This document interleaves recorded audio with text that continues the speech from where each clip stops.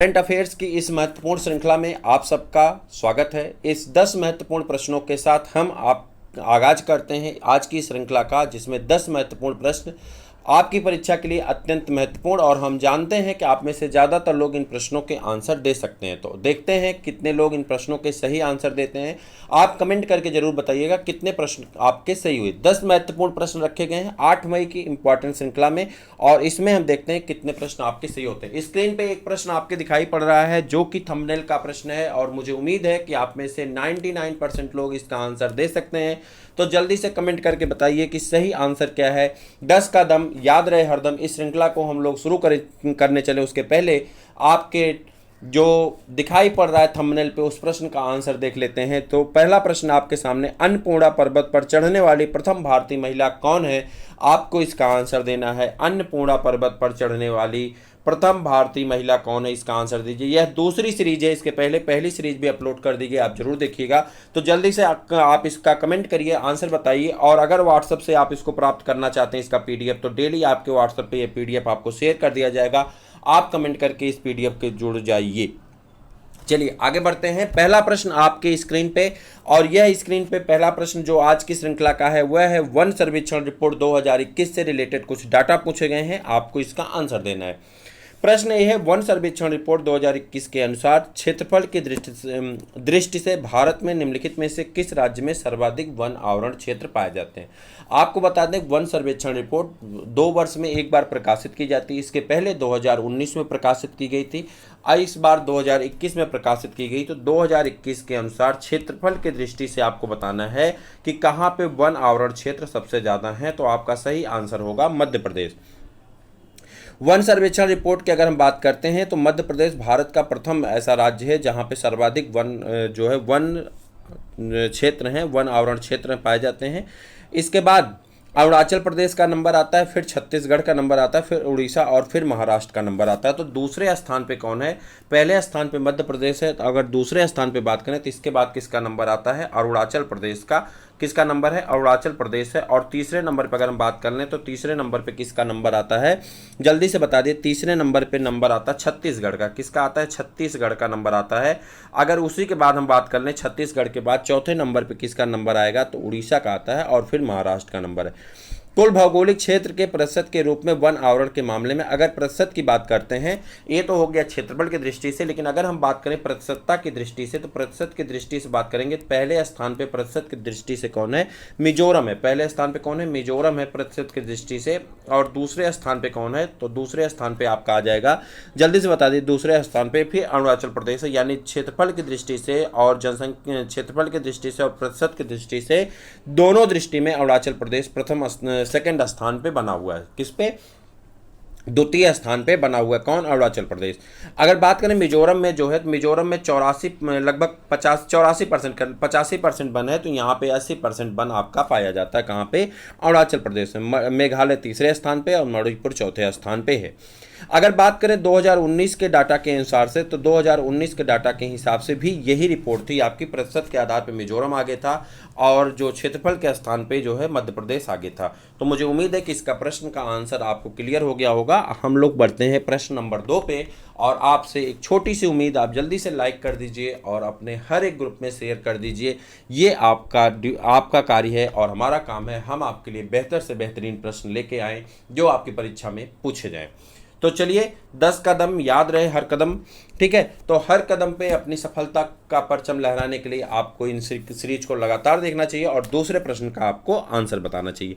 दूसरे प्रश्न आपको बताना है, अभी हाल ही में भारतीय अंतरिक्ष अनुसंधान संगठन जिसका नाम इसरो है, अभी हाल ही में भारतीय अंतरिक्ष अनुसंधान संगठन जिसे आप क्या कहते हैं? इसरो कहते हैं। इंडियन क्या कहा जाता है? इसको इसरो कहते हैं। और इसरो को ऐसे लिखा जाता है, इसरो को इंडियन स्पेस रिसर्च ऑर्गेनाइजेशन, भारतीय अंतरिक्ष संगठन अनुसंधान संगठन, इंडियन स्पेस रिसर्च ऑर्गेनाइजेशन के 10वें अध्यक्ष, कौन से? 10वें अध्यक्ष के रूप में इनमें से किसकी नियुक्ति की गई है? आपको बताना है किनकी नियुक्ति की गई है 10वें अध्यक्ष के रूप में। इसरो के जो भारतीय अंतरिक्ष अनुसंधान संगठन है, जिसे हम लोग इसरो कहते हैं, इसरो के 10वें अध्यक्ष के रूप में किसे नियुक्ति दी गई है? 4 नाम आपके सामने है। आपके सामने है एएस किरण कुमार, दूसरे नंबर पे है के शिवन, और तीसरे नंबर पे के राधाकृष्णन, और चौथे नंबर पे है यश सोमनाथ। आपको बता दें कि जो ये हैं आपके के शिवन हैं, इन्हें एक और किस नंबर के हैं? 9वें नंबर के अध्यक्ष थे और ये रिटायर हो चुके हैं। इनके स्थान पे नई नियुक्ति दी गई है, और नियुक्ति किसको दी गई है? वो हैं आपके यश सोमनाथ हैं, 10वें अध्यक्ष बने हैं यश सोमनाथ। भारतीय अंतरिक्ष अनुसंधान संगठन के 10वें अध्यक्ष के रूप में यश सोमनाथ की नियुक्ति की गई है, जो कि नियुक्ति कब हुई है? जनवरी 2022 में हुई। कब हुई है? जनवरी 2022 में इनकी नियुक्ति होती है। जनवरी 2022 में इनकी नियुक्ति होती है। और ये इसके पहले इसरो चीफ के रूप में सोमनाथ की नियुक्ति 3 वर्ष के लिए हुई। कितने वर्ष के लिए रहेंगे? तो 3 वर्ष के लिए कार्य करेंगे, 3 वर्ष के लिए इनकी नियुक्ति हुई है। अगर बात करें, यह स्पेस लॉन्च व्हीकल और सिस्टम इंजीनियरिंग में एक अनुभवी वैज्ञानिक हैं। इन वर्तमान में जो स्थान लेने वाले हो, किसका स्थान लेने वाले? के शिवन का स्थान लेने वाले, जो 9वें अध्यक्ष थे, और इनके बारे में आप लोगों ने पढ़ा था। यही के शिवन है जिन्हें प्रधानमंत्री ने, जब आपका वो फेल हुआ था, चंद्रयान फेल हुआ था, तो इन्हीं को प्रधानमंत्री गले लगाए थे। तो ये आपके के शिवन आप सबके जहन में होंगे, के शिवन आपको याद होंगे। तो यश सोमनाथ का नाम याद रखिए, जो कि 10वें अध्यक्ष के रूप में आपके इसरो के अध्यक्ष के रूप में कार्य कर रहे हैं।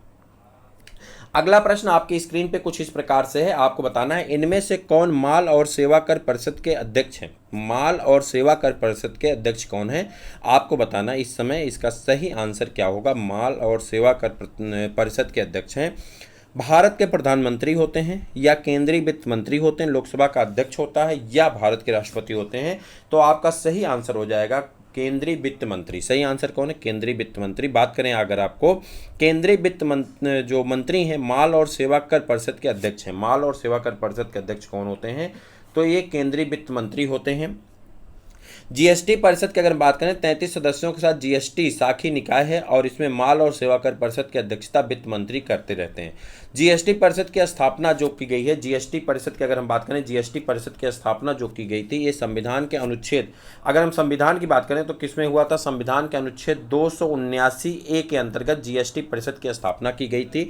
और इसको जो लागू किया गया था, यानी वस्तु और सेवा कर जो लागू किया गया था, यानी जीएसटी जो लागू की गई थी, कब की गई थी? 1 जुलाई 2017 को। कब की गई थी? 1 जुलाई 2017 को लागू की गई थी। तो आप याद रखेंगे 1 जुलाई 2017 आपके लिए महत्वपूर्ण है, चूंकि जीएसटी इसी दिन लागू की गई थी। और जीएसटी परिषद का जो है भारतीय संविधान के अगर अनुच्छेद की बात करें तो 279A इससे रिलेटेड अनुच्छेद होता है। मुझे उम्मीद है कि आपको ये प्रश्न क्लियर हो गया होगा। अगर आपके एग्जाम में पूछा जाएगा तब इसको गलत आप नहीं करने वाले हैं। दूसरा प्रश्न आपके स्क्रीन पे कुछ इस प्रकार से क्वेश्चन नंबर 4 है, और उसके पहले हम आपको एक छोटी सी जानकारी बता देते हैं चैनल की तरफ से। चैनल आपके लिए एक गोल्डन कार्ड लेके आ रहा है, जो सिर्फ 99 रुपये में। गोल्डन कार्ड आपको मिल रहे हैं सिर्फ 99 रुपये में। यह गोल्डन कार्ड आपका कार्य करेगा आज के बाद, मतलब जितने भी हमारे बैच आएंगे, जितने भी क्लासेस आएंगी आगे आने वाले फ्यूचर में, चैनल आपके लिए इतनी क्लास लेके आने वाला है। नीट की एक क्लास लेके आएगा चैनल आपके लिए पूर्णतः। उसके बाद आपके लिए यूपी पीएससी की क्लास आने वाली है, यूपी ट्रिपल एससी की क्लास आएंगी, लोअर पीसीएस की, ठीक है। और उसके बाद आपके समीक्षा अधिकारी, सहायक समीक्षा अधिकारी, इन सभी क्लास के लिए हम अलग से टीचर एफर्ट करने वाले हैं। जितने लोगों के पास गोल्डन कार्ड होगा उन्हें कोई भी फीस नहीं देनी होगी, वह निःशुल्क सभी क्लास उसको करेंगे। और सिर्फ 99 रुपये में आप हमें व्हाट्सअप करके 800410 पे 99 पे व्हाट्सअप करके 899 वाले कार्ड के बारे में, गोल्डन कार्ड के बारे में आप जानकारी प्राप्त कर सकते हैं। मैं आपको बता दूं कि गोल्डन कार्ड जो आपको मिलेगा यह आपके सिलेक्शन के बाद भी कार्य करता रहेगा, यानी लाइफ टाइम वैलिडिटी के साथ है। आपके बाद आपके भाई बहन या आपके रेफरेंस आईडी से आपके जो मित्र होंगे वह भी पढ़ सकते हैं, यानी लाइफ टाइम के लिए ये 99 का कार्ड लाइफ टाइम के लिए वैलिड होने वाला है। गोल्डन कार्ड है स्टडी विद प्रदीप का, आप जरूर इसे प्राप्त करें, और ये प्राप्त करने से आपको बहुत लाभ होने वाला। आने वाले दिनों में जितनी भी भर्तियां होंगी उन सभी के लिए एक प्रॉपर क्लास आपकी अलग से सेट की जाएगी। ऐप पे जोड़ने के लिए आपको सारी चीज़ें मुफ्त हो जाएंगी, जिन लोगों के पास गोल्डन कार्ड अवेलेबल होगा। तो जल्दी से जुड़िए, गोल्डन कार्ड का हिस्सा बनिए, आपको इसका लाभ अवश्य मिलेगा। क्वेश्चन नंबर 4 का आंसर भी बता दीजिए साथ साथ में, किसका आंसर क्या है। अंतर्राष्ट्रीय प्रकृति संरक्षण संघ ने हाल ही में लाल चंदन को किस श्रेणी में रखा गया? देखिए IUCN आप जानते हैं, IUCN को क्या कहते हैं?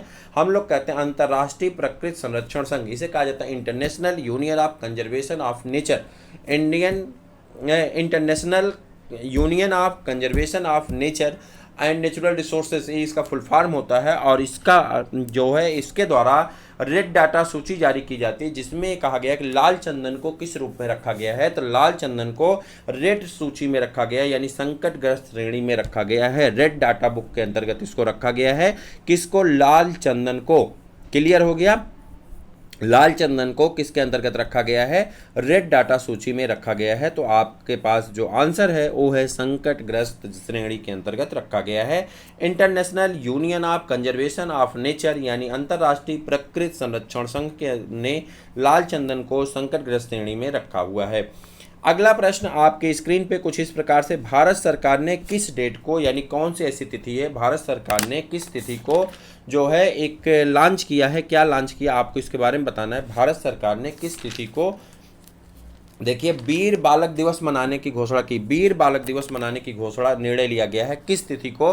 तो आपको बता दें भारत के प्रधानमंत्री नरेंद्र मोदी जी द्वारा यह घोषणा किया गया है कि 2022 से, कब से? 2022 से जो है 26 दिसंबर को, 2022 से 26 दिसंबर को वीर बालक दिवस के रूप में मनाया जाएगा। इस दिन को 4 साहिबजादों यानी गुरु नानक सिंह जी के 4 पुत्र के साहस और श्रद्धांजलि के रूप में मनाया जाएगा, जिन्होंने 17वीं शताब्दी में शहादत प्राप्त की थी। तो इसके लिए जो है किसके लिए आप बताइए? गुरु गोविंद सिंह जी के साहबजादों के नाम से ये मनाया जाएगा, और ये मनाया जाएगा वीर बालक दिवस के नाम से। और कब मनाया जाएगा? 2022 से इसकी शुरुआत होगी, 26 दिसंबर को मनाया जाएगा। कब मनाया जाएगा? 26 दिसंबर को। तो सही आंसर होगा आपका 26 दिसंबर। अगले प्रश्न की तरफ बढ़ जाते हैं, और ये है आपका, भारत में वन अनुसंधान संस्थान, भारत में वन अनुसंधान संस्थान की स्थापना किस वर्ष की गई थी? आपको इसका आंसर बताना है। भारत में वन अनुसंधान संस्थान की स्थापना किस वर्ष की गई थी? जल्दी से इसका आंसर बता दीजिए। और 1896 में, 1906 में, या 1910 में, या 1950 में? तो आपका सही आंसर होगा 1906 ईस्वी में। वन अनुसंधान संस्थान की स्थापना वर्ष 1906 में की गई थी। यह भारतीय वानिकी अनुसंधान एवं शिक्षा परिषद का एक संस्थान है। यह उत्तराखंड में, कहाँ पे है? यह उत्तराखंड में है, उत्तराखंड में है, उत्तराखंड के देहरादून में। कहाँ पे? उत्तराखंड के देहरादून में दून घाटी पाई जाती है और देहरादून में है, ठीक है। तथा इसके समय में सबसे पुराने संस्थानों में से एक है। वर्ष 1991 में यह विश्वविद्यालय अनुदान आयोग द्वारा इसे डीम्ड विश्वविद्यालय घोषित कर दिया गया। किसको? वन अनुसंधान संस्थान को डीम्ड विश्वविद्यालय के रूप में यूजीसी द्वारा 1991 में घोषित कर दिया गया। ये कहाँ पाया जाता है? उत्तराखंड के देहरादून में पाया जाता है। और इसकी स्थापना कब हुई थी? 1906 ईस्वी में हुई थी। भारत में वन अनुसंधान संस्थान की स्थापना कब हुई थी? 1906 ईस्वी में। मुझे उम्मीद है कि यह प्रश्न आपको क्लियर हो गया होगा।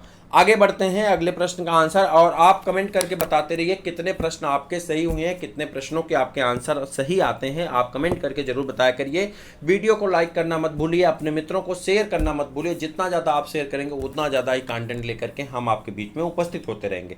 चलिए अगला प्रश्न आपके सामने है। निम्नलिखित समाचार पत्रों में से सबसे किसने प्रतिष्ठित लोक सेवा श्रेणी का पुलित्जर पुरस्कार, सबसे महत्वपूर्ण पुरस्कार आपको बताना है। पुलित्जर पुरस्कार 2021 किसने जीता है? आपको बताना है पुलित्जर पुरस्कार 2021 किसने जीता है, ये आपको आंसर बताना है। द न्यूयॉर्क टाइम्स ने, किसने जीता है? द न्यूयॉर्क टाइम्स ने प्रतिष्ठित लोक सेवा श्रेणी में पुलित्जर पुरस्कार 2021 जीता है। 21 जून 2021 को वर्ष 2021 के लिए पुलित्जर पुरस्कार की घोषणा की गई थी।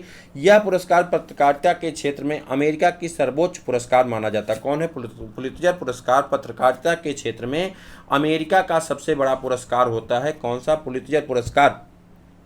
अगर बात करें पुलित्जर पुरस्कार की शुरुआत हुई थी 1917 ईस्वी में। कब से शुरुआत हुई थी? 1917 ईस्वी से पुलित्जर पुरस्कार दिया जा रहा है।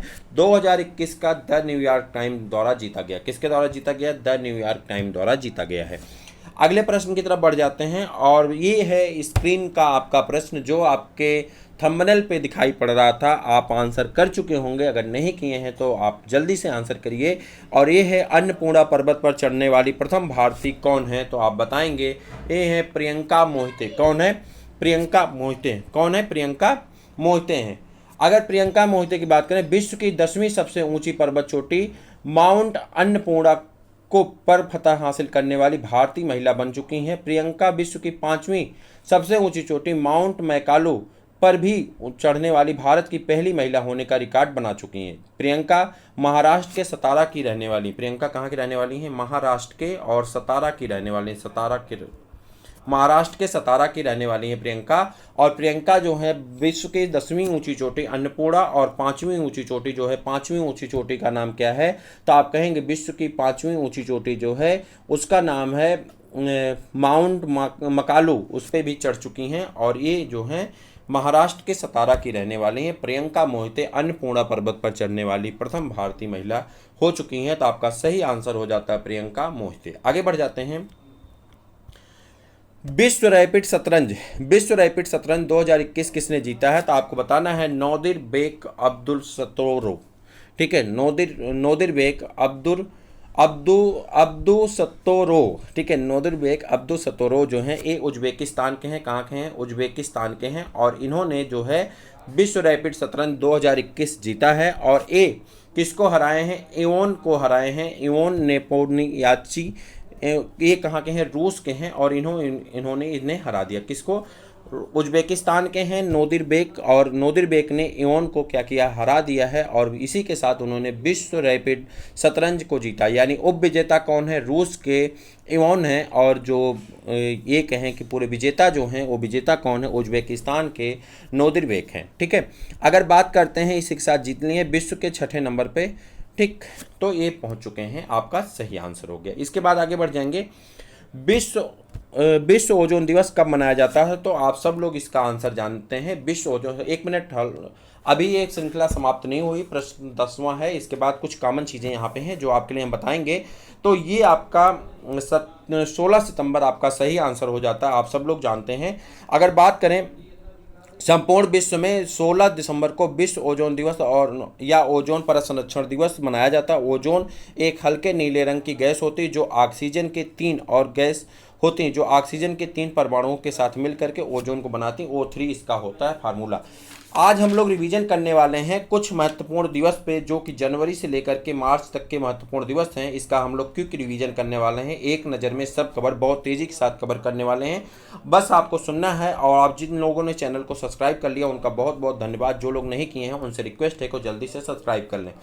चलिए, जनवरी महीने की अगर हम बात करते हैं तो 4 जनवरी को क्या मनाया जाता है? विश्व ब्रेल दिवस मनाया जाता है। क्या मनाया जाता है? विश्व ब्रेल दिवस मनाया जाता है। आप सब लोग जानते हैं विश्व ब्रेल दिवस 4 जनवरी को मनाया जाता है। प्रवासी भारतीय दिवस महात्मा गांधी के लौटने के कारण 9 जनवरी को मनाया जाता है। 9 जनवरी को क्या मनाते हैं? प्रवासी भारतीय दिवस मनाते हैं। विश्व हिंदी दिवस 10 जनवरी को मनाया जाता है। 10 जनवरी को विश्व हिंदी दिवस मनाया जाता है। 12 जनवरी को क्या मनाते हैं? राष्ट्रीय युवा दिवस मनाते हैं। 12 जनवरी को राष्ट्रीय युवा दिवस मनाया जाता है। उसके बाद स्वामी विवेकानंद जी का जन्मदिन है और 12 जनवरी को इसीलिए मनाया जाता है राष्ट्रीय युवा दिवस। थल सेना दिवस आपका मनाया जाता है 15 जनवरी को थल सेना दिवस मनाते हैं। उसके बाद बात करते हैं भारत पर्यटन दिवस मनाया जाता है 25 जनवरी को। 25 जनवरी को भारत पर्यटन दिवस मनाया जाता है। और 26 जनवरी को गणतंत्र दिवस मनाया जाता है। सभी लोग जानते हैं। अंतर्राष्ट्रीय सीमा शुल्क और उत्पाद दिवस 26 जनवरी को ही मनाया जाता है। और सर्वोदय दिवस एक दिवस है आपका। सर्वोदय दिवस कौन सा? सर्वोदय दिवस है। सर्वोदय दिवस। और कौन सा दिवस है? सर्वोदय दिवस, शहीद दिवस, कुष्ठ निवारण दिवस। ये शहीद दिवस और कुष्ठ निवारण दिवस ये सभी मनाए जाते हैं 30 जनवरी को। कब मनाए जाते हैं? 30 जनवरी को मनाए जाते हैं। तो आप सभी लोग इस प्रश्न को जानते होंगे। आगे बढ़ जाते हैं। नंबर आता है फरवरी महीने का। फरवरी महीने में अगर आ जाए तो 4 फरवरी को मनाया जाता है। 4 फरवरी को मनाया जाता है। 4 फरवरी को मनाते हैं हम लोग विश्व कैंसर दिवस। क्या मनाते हैं? विश्व कैंसर दिवस मनाते हैं। विश्व कैंसर दिवस मनाते हैं। विश्व कैंसर दिवस मनाया जाता है कब? 4 जनवरी को हम लोग मनाते हैं विश्व कैंसर दिवस। उसके बाद 14 जनवरी को बताना ही नहीं, आप सब जानते हैं। अंतर्राष्ट्रीय मातृभाषा दिवस मनाया जाता है 21 फरवरी को। 21 फरवरी को, और 14 फरवरी को वैलेंटाइन दिवस मनाया जाता है। 21 फरवरी को मनाते हैं हम लोग अंतर्राष्ट्रीय मातृभाषा दिवस। अंतर्राष्ट्रीय मातृभाषा दिवस मनाया जाता है 21 फरवरी को। केंद्रीय उत्पाद शुल्क दिवस मनाया जाता है 24 फरवरी को। राष्ट्रीय विज्ञान दिवस, जो कि आप जानते हैं राष्ट्र बहुत ज़्यादा पूछा जाता है, 28 फरवरी को मनाया जाता है। राष्ट्रीय विज्ञान दिवस कब मनाया जाता है? 28 फरवरी को राष्ट्रीय विज्ञान दिवस मनाया जाता है। उसके बाद अगर हम बात करें मार्च की, तो मार्च महीने में आ जाते हैं। मार्च महीने में विश्व वन्य जीव दिवस मनाया जाता है 3 मार्च को। विश्व वन्य जीव कब मनाया जाता है? 3 मार्च को मनाया जाता है विश्व वन्य जीव दिवस 3 मार्च को। राष्ट्रीय सुरक्षा दिवस मनाया जाता है 4 मार्च को। अंतर्राष्ट्रीय महिला दिवस 8 मार्च को अंतर्राष्ट्रीय महिला दिवस मनाया जाता है, बहुत इंपॉर्टेंट है। 8 मार्च को अंतर्राष्ट्रीय महिला दिवस मनाया जाता है। विश्व उपभोक्ता अधिकार दिवस मनाते हैं 15 मार्च को। 15 मार्च को विश्व उपभोक्ता अधिकार दिवस मनाया जाता है। अगर वहीं पे बात करें, विश्व खुशहाली दिवस और विश्व गौरैया दिवस मनाया जाता है 20 मार्च को। विश्व खुशहाली दिवस और विश्व गौरैया दिवस मनाया जाता है 20 मार्च को। विश्व वानिकी दिवस मनाया जाता है 21 मार्च को। विश्व जल संरक्षण दिवस मनाया जाता है। विश्व जल संरक्षण दिवस बहुत इंपॉर्टेंट है, 22 मार्च को। और 23 मार्च को मनाते हैं आप 23 मार्च को आप मनाते हैं भगत सिंह, सुखदेव और राजगुरु का शहीद दिवस मनाते हैं। विश्व मौसम विज्ञान दिवस भी 23 मार्च को मनाया जाता है। राम मनोहर लोहिया की जयंती 23 मार्च को मनाया जाता है। टीबी दिवस मनाया जाता है 24 मार्च को। और बांग्लादेश का राष्ट्रीय ध्वज दिवस मनाया जाता है 26 मार्च को। और विश्व थिएटर दिवस मनाया जाता है 27 मार्च को। 27 मार्च को आप मनाते हैं विश्व थिएटर दिवस। तो ये थे कुछ महत्वपूर्ण दिवस और एक नज़र में सब कवर। तो मुझे उम्मीद है कि आपको ये सारी चीज़ें समझ में आई होंगी। अपने मित्रों को भी शेयर करिए। फिर मिलते हैं किसी और वीडियो में, तब तक के लिए इजाज़त दीजिए। जय हिंद।